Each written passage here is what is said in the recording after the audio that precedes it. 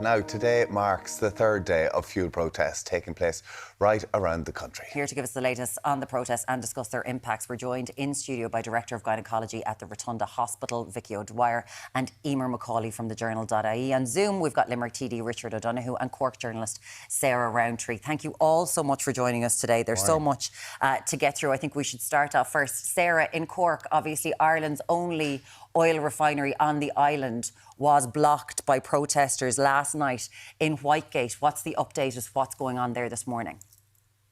Yeah, so I guess that kind of came as a bit of a shock to people yesterday.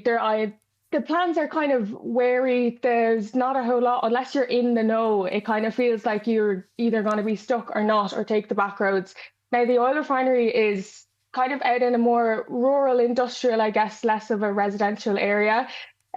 So maybe not affecting as much. But I think the overall kind of feeling is one of fear now that, this is Ireland's only oil refinery. Not only are they blocking up all the main roads in Cork, now they're, blocking our access to fuel. I think people are taking the warnings. I know that the Taoiseach condemned the blockades yesterday. They're taking the warnings from Gardaí and government now very, very serious, especially because it's so close to home. And they're telling us now that we have, I suppose, the access to Ireland's only resource of oil. So I know whatever side of it, this discussion that you're on, we all want a resolution. Well, listen, as you mentioned there, the refinery down in Cork did look like it was blocked. I think 20% of the petrol diesel that's coming into this country goes through there, and it's front of the Independent, the Examiner this morning, talk about forecourts going empty. Eimear, what's the situation? We are going into day 3 today. The government have come out fairly strongly yesterday against this. Is there going to be a resolution today, do we think? I don't think so, because the government said that they'll only speak with official representative bodies. They said that they spoke with the IHRA yesterday, but the IHRA is not involved in organising these protests, and the protesters want to speak to the government, but the issue is who is the spokesperson that would step forward in that event and actually speak to government figures. I think the government's condemned these protests really strongly yesterday. Micheál Martin, called the blocking of the oil refinery an act of national sabotage. Simon Harris called it sinister.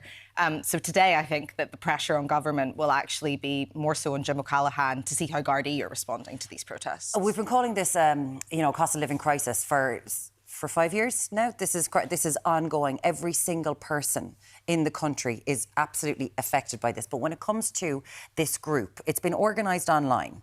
Right, that's where it's going. They were talking last night, James Geoghegan, who was a part of the group, who was on The Tonight Show with Shane Coleman last night, was saying there's 4 people that they want to go in and talk to the government. But after that, people are wondering, who do they then consult? Like, this is the issue. It's kind of, the government are going, so if you threaten to close down everything all the time, we have to talk to every group. They're like, this isn't the way it's done. Is that what they're saying? Yeah, I thought it was interesting as well. Martin Hayden yesterday said that farm contractors were talking about how they wanted to form a new representative group. So you've got this ongoing protest while there seems to be some kind of a formation of a new representative group that's splintering off, but that hasn't actually happened yet. So, that's why we need representative groups for the sector. But when you go down and speak to people who are protesting, their frustrations are very real. And they feel that their voices aren't being listened to. Like, I've spoken to people over the last few days who really feel that they are going to be put out of business this year.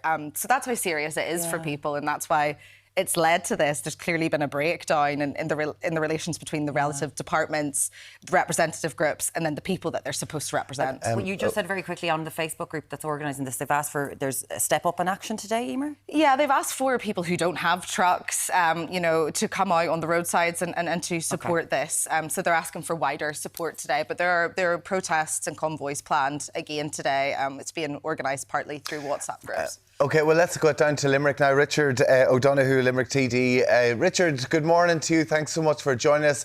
Listen, you are supporting the protest down in Limerick. Why have you decided to come out and support?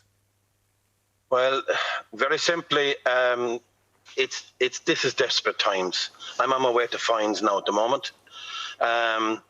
There is grandparents, there is parents, there is children that are so badly affected by this. Now, people are saying that this is a farmers' protest. It's not. People are saying it's a hauliers' protest, it's truckers' protest. It's not. We now have people that can't afford to go to work. Carers they're saying that the fuel costs of them going around the country caring for people, they can't afford to go to work. We have Gardaí saying they can't afford to go to work. The problem here is people have no problem that we have a fuel crisis. They don't have an issue with that. But what they have a problem with is paying excessive tax on the increase on fuel taxes. This is the problem. So 5 weeks ago, the government, it was just under €7 a gallon for fuel. And the government were taking 50 to 52% of that. That's €3.50. Today, fuel is €10.20, and the government are taking €5.10 on tax. That means that the increase at the pumps is 50% tax. And this is crippling every person, regardless how you're working, where you're working, or if you're not working. We're talking about pensioners. The knock-on effect of this is when the fuel goes up. Richard, can I ask you, what are you asking for exactly in relation to that then? Exactly what I'm asking for is go back to the fuel cost that was costing the country at 170. After 170, no tax. So you think that would bring down should be a cap? You want a cap put on after 170? A cap put on green diesel at €1. A cap put on white on kerosene. €1, a cap on white diesel 170, and a cap on petrol 160. After that, we pay no tax. Richard, so there's no change to the revenue. There's no change to the revenue from 5 weeks ago. What the tax intake was 5 weeks ago. We just then heard there will Richard, be today. But 2 seconds now, just because we understand. Obviously, this is put together. It's very much online. Who did the government go to talk to this? And can you understand the situation that they are in at the minute, in that they are talking to the Hauliers Association, they are talking to all the different bodies, but this is a very different type of group that's come together? It's not a different group. This is the people of Ireland that don't feel that they're represented by anyone. The Hauliers Association of Ireland, and I have great respect for them, they get subsidised because they have a haulage licence. But if you're drawing your own goods in this country with the same truck side by side, so I could have a business and I could be drawing my own goods to you, I don't get a subsidy. But I could hire in somebody to draw my goods to you at an extra cost, and they get subsidised. That's what the road hauliers get, because you have a haulage licence. Okay. In this country, you don't need a haulage licence to haul your own goods. That means the bread van, the milk van, all of them don't get paid. But a person that we could hire in gets paid. So and this is where the problems are. We're looking at pictures there. 0896 111 111 to get in contact in relation to all of this. Vicky, you work in the Rotunda. The Rotunda is in the centre of Dublin city centre. What effects did you see yesterday? It was really difficult to access the hospital yesterday. So we'd have patients and staff coming from all over the country, and whether they're coming from the south or the north, it was really difficult to get to the hospital.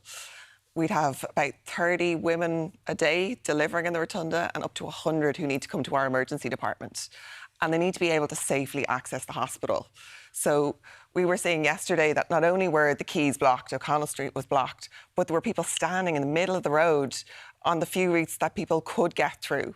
So we need them to be able to access the hospital. In terms of advice for people who obviously are maybe trying to get into city centre today or into the Rotunda, have you any advice? Are you aware of a way that people can safely get to the hospital? So I think for routine appointments, obviously allow extra time. In an emergency, the guards have been really helpful. So if you see a guard and you need to get through, ask them for help. If you need to access immediately and you're at home, call 999, because they may come to you or help you come to us. Wow. So there was advice that was given that it was to keep just to stick to the hard shoulders. That hasn't happened. We know that, and that there was meant to be ways for ambulances to get through. We're hearing that that is not happening. We're seeing videos. So from your point of view, what would you like to say to the protesters in relation to people who have to go to hospital? Just please leave some access for emergencies. Eimear, can I ask you, how did the Gardaí weigh the right to protest with the right for everybody else to go about their daily lives? Because there's a lot of talk about what the Gardaí are going to be doing here.